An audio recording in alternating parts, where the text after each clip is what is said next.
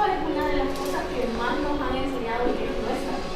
A las mujeres es una de las cosas que más pesa, una de las violencias más fuertes psicológicas que tenemos y que ahorita hay que sacudir porque no es nuestra. O sea, recordar es vivir. Entonces, solo le pido a Dios que me dé la fuerza para yo poder explorar mi pasado, un pasado triste que tenemos, una vida de dolor que vivimos desde la infancia, que son heridas que nos sanan, pero ahí las llevamos, vamos sobreviviendo. Y tras una historia es otra y otra, pero aquí estamos. Que todos seamos partícipes de nuestras historias, escucharnos, comprendernos y ser más solidarios entre todos. Yo le doy gracias a Dios y a ustedes que nos han invitado para estar aquí. Muchas gracias.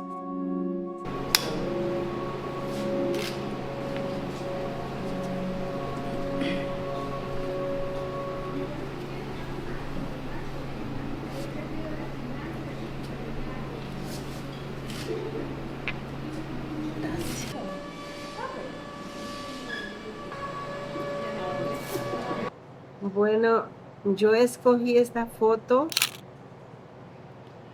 porque esta foto me identifica tanto a mí, pero más que nada a mi niña. Porque justo así de la edad de esta niña que está en esta foto, estaba mi niña cuando yo me la llegué para Estados Unidos. Pero yo tengo una historia de más antes. Yo hice dos viajes. El primero fue el más doloroso. Yo me fui dejando mis hijos pequeños. Mi esposo había tenido un accidente. Estábamos en una crisis económica, entonces decidimos que me iba a ir yo, porque yo tenía familia allá.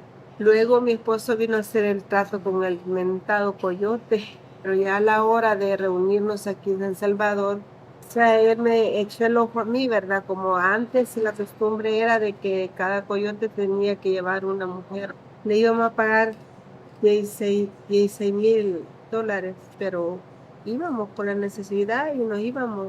Tú vas a dormir conmigo, me dijo.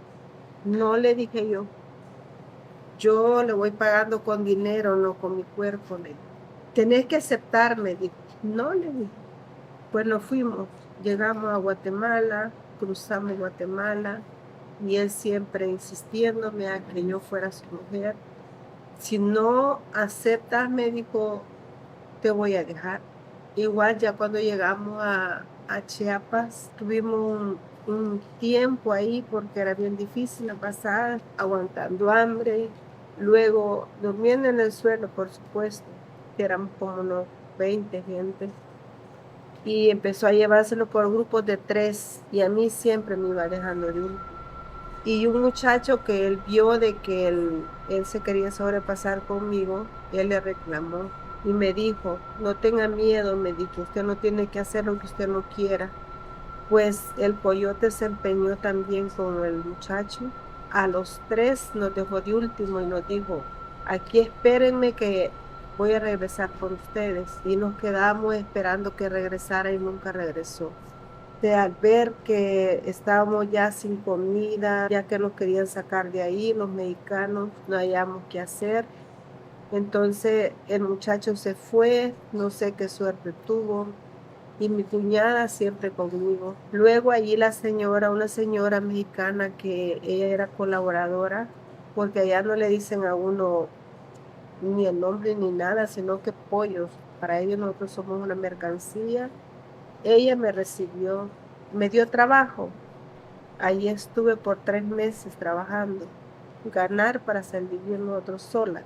Yo iba con el trato de que al llegar allá le iba a pagar el resto al coyote. Nosotros lo fuimos solas, cruzamos México solas, solo con los datos que nos dieron de a dónde íbamos a llegar, a qué hotel, qué bus íbamos a tomar, y así nos fuimos cruzando todo México desde Chiapas. Al llegar a Matamoros, de ahí ya nos fueron a recoger unas personas todas drogadas, pero ni modo, teníamos que irnos. para poder cruzar el río Bravo.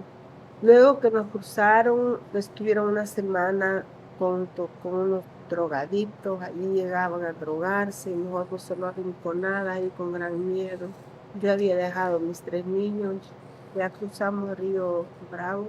Fue cuando ya caminamos el desierto. Yo allá a puras penas pasé el desierto. En la última garita que estaba, ya para llegar a Houston, ahí nos detectó la migra. Entonces el carro lo detuvieron y dijo toda la gente a correr, a correr, a correr.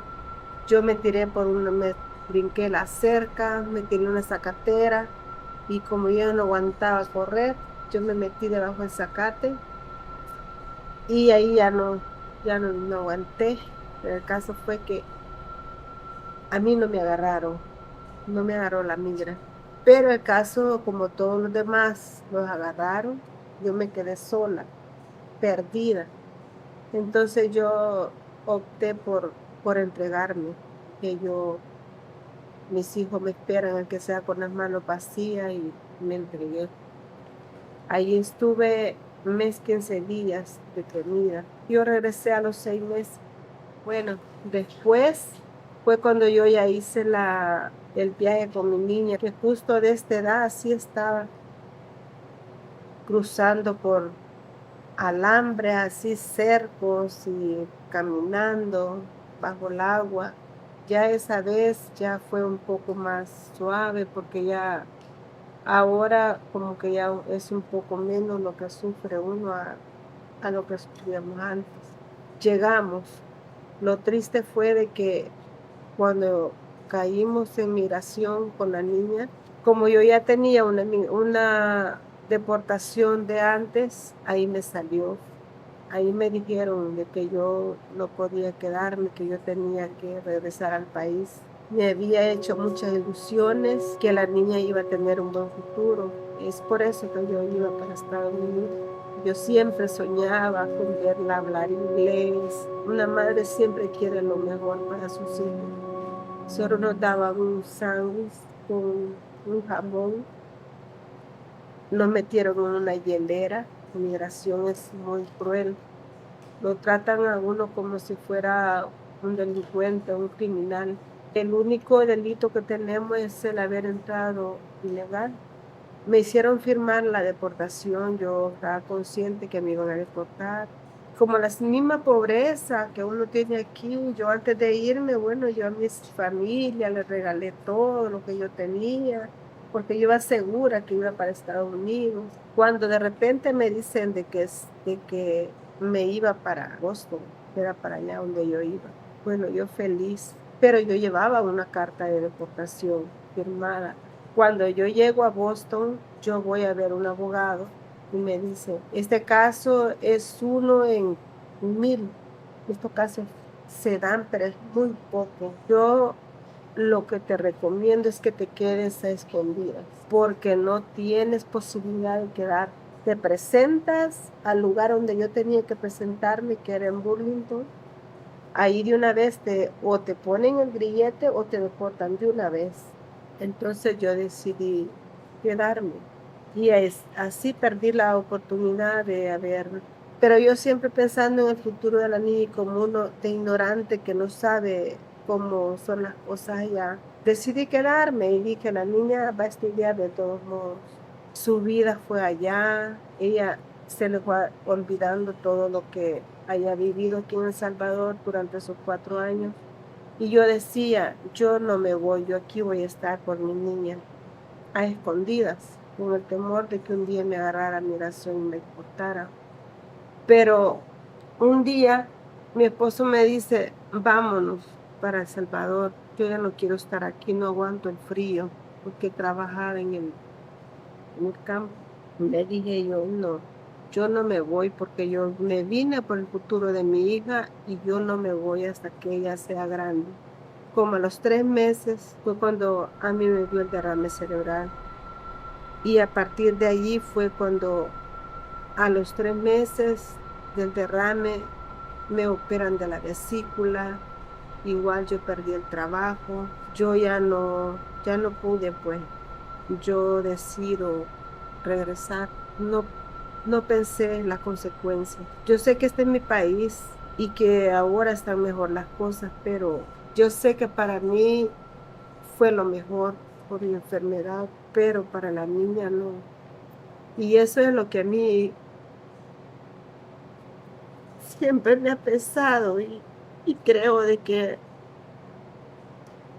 yo nunca voy a encontrar la paz hasta que ella un día esté en Estados Unidos, porque ella siempre me lo dice, mamá, yo quiero ir a estudiar aunque sea la high school, yo quiero volver, yo quiero estar allá, yo quiero estudiar allá.